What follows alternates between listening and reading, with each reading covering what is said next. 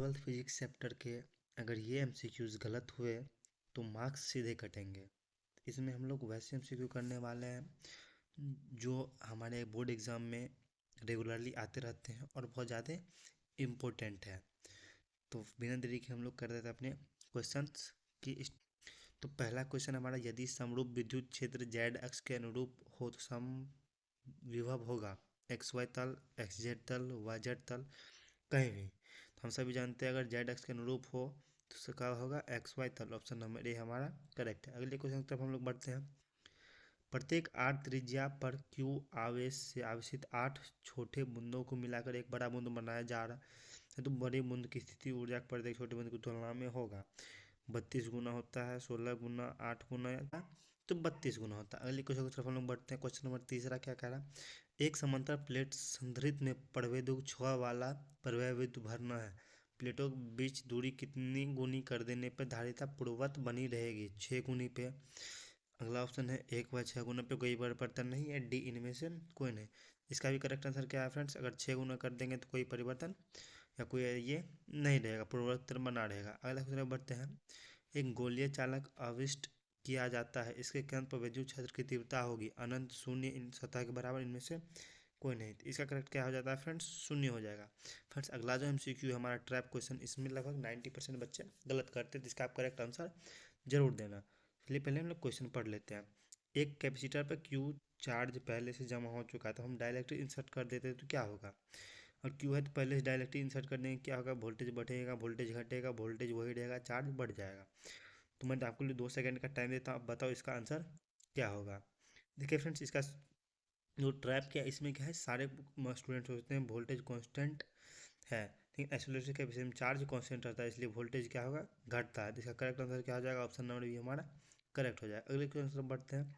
समांतर प्लेट पे संधारित्र प्लेटों के बीच परावैद्युत पदार्थ डालने पर संधारित्र धारिता बढ़ती है, घटती है, अपरिवर्तित रहती है, कुछ भी नहीं कहा जा सकता है। तो 5 का करेक्ट आंसर क्या हो जाएगा फ्रेंड्स, ए, जो बढ़ती है। अगर फ्रेंड्स अभी तक आपको एक भी क्वेश्चन नया लगा हो तो हमारे वीडियो को लाइक कीजिए, चैनल को सब्सक्राइब कीजिए और कमेंट बॉक्स में उसका आंसर जरूर बताइएगा। और फ्रेंड्स एंड में आप जरूर बताइएगा कि आपने इस टोटल 12+2 ट्रैप क्वेश्चन में से कितने क्वेश्चन सही किए हैं और आपकी तैयारी किस तरीके से चल रही है। अपनी तैयारी को बेहतर बनाने के लिए हमारे चैनल को सब्सक्राइब कीजिए, वीडियो को लाइक कीजिए।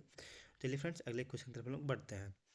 एक एकाकी चालक के लिए निम्न में से कौन अनुपात अचर होता है, कुल आवेश विभव, दिया गया आवेश विभवांतर, कुल आवेश इंटू 2 टाइम्स, और डी इनमें से कोई नहीं। तो 6 का करेक्ट आंसर क्या हो जाएगा फ्रेंड्स, कुल आवेश बाय विभव। ऑप्शन नंबर इसका करेक्ट हो जाएगा। अगर फ्रेंड्स आपको सारे क्वेश्चंस का एमसीक्यू का पीडीएफ चाहिए तो डिस्क्रिप्शन बॉक्स में इसका व्हाट्सएप ग्रुप का लिंक है, उसमें आप ज्वाइन कर लीजिए। वहाँ पे आपको सारे चैप्टर का पीवाईक्यू का और एमसीक्यू सेट का आपको पीडीएफ मिल जाएगा। अगली तरफ बढ़ते हैं। विद्युत क्षेत्र में किसी द्विध्रुव किया गया घूर्ण कार्य होता है, W into M U cos theta, W into M E tan theta sec theta. Friend question number 7 का आपको कमेंट बॉक्स में इसका आंसर देना है। आपका आंसर क्या होगा, 7 का क्या आपका आंसर है उसको आपको कमेंट करना है। अगले क्वेश्चन तो हम लोग बढ़ते हैं। यदि समरूप विद्युत क्षेत्र एक्स अक्ष की दिशा में विद्यमान है तो सम विभव होगा एक्स वाई तल की दिशा में, एक्स जेड वाई जेड कहीं भी। तो 8 का करेक्ट आंसर क्या हो जाएगा फ्रेंड, वाई जेड तल की दिशा में होगा। अगर हमारा एक कैपेसिटर, फ्रेंड्स ये भी हमारा एक ट्रैप क्वेश्चन है, देखते हैं आप ये ट्रैप क्वेश्चन में का सही जवाब दे पाते हो या नहीं। एक कैपेसिटर सी 10 माइक्रोफैराड पहले से ही 100 वोल्ट के वोल्टेज पर लगा है। अब एक समान कैपेसिटर सी 20 माइक्रोफैराड पैरेलल जोड़ दिया गया, इतना सिस्टम का वोल्टेज क्या होगा, पहले से ही लगा हुआ है और फिर बहुत समान वोल्टेज हम लोग पैरेलल में जोड़ दिए, इसका क्या हो जाएगा फ्रेंड्स, वोल्टेज कितना होगा, 100 वोल्ट होगा, 66.7 वोल्ट होगा, 50 वोल्ट होगा, 150 वोल्ट होगा। तो करेक्ट आंसर क्या है आप इसे कमेंट बॉक्स में बताइए, हम लोग चलते हैं इसका करेक्ट आंसर की तरफ। तो फ्रेंड्स यहाँ देखिए क्या है ट्रैप, इसमें बहुत से विद्यार्थी क्या फॉर्मूला वोल्टेज को बराबर मान लेते हैं। असल में पैरेलल क्या होता है, वोल्टेज सेम रहता है लेकिन चार्ज डिस्ट्रीब्यूट होता है। ऑप्शन में हमारा करेक्ट हो जाएगा जो कि 100 वोल्ट है। अगले क्वेश्चन की तरफ बढ़ते हैं। 11वां क्वेश्चन, अब केवल 2 क्वेश्चन बचा है, देख के जाओ ताकि एक भी क्वेश्चन आपका मिस ना हो। यदि 2 आवेशों की दूरी बढ़ जाए तो आवेशों की विद्युत स्थिर ऊर्जा मान बढ़ जाएगा, घट जाएगा, अपरिवर्तित रहेगा, बढ़ भी सकता है या घट भी सकता है। तो ये क्या फ्रेंड्स, ऑप्शन नंबर डी हमारा करेक्ट हो जाएगा, बढ़ भी सकता है या घट भी सकता है। अगले क्वेश्चन से बढ़ते हैं, लास्ट क्वेश्चन आज सेट का। किसी संधारित्र की धारा विद्युत क्रमानुपाती होती है, प्लेट की क्षेत्रफल का, प्लेट के बीच मध्यम पराविद्युतता, प्लेट के बीच की दूरी का, इनमें से कोई नहीं।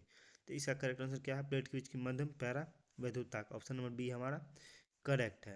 अगर फ्रेंड्स आपको वीडियो अच्छी लगी तो चैनल को सब्सक्राइब कीजिए, और फ्रेंड्स पीडीएफ के लिए आप हमारे व्हाट्सएप ग्रुप में जुड़ जाइए, वहाँ पे आपको पीडीएफ मिल जाएगा। Thanks for watching.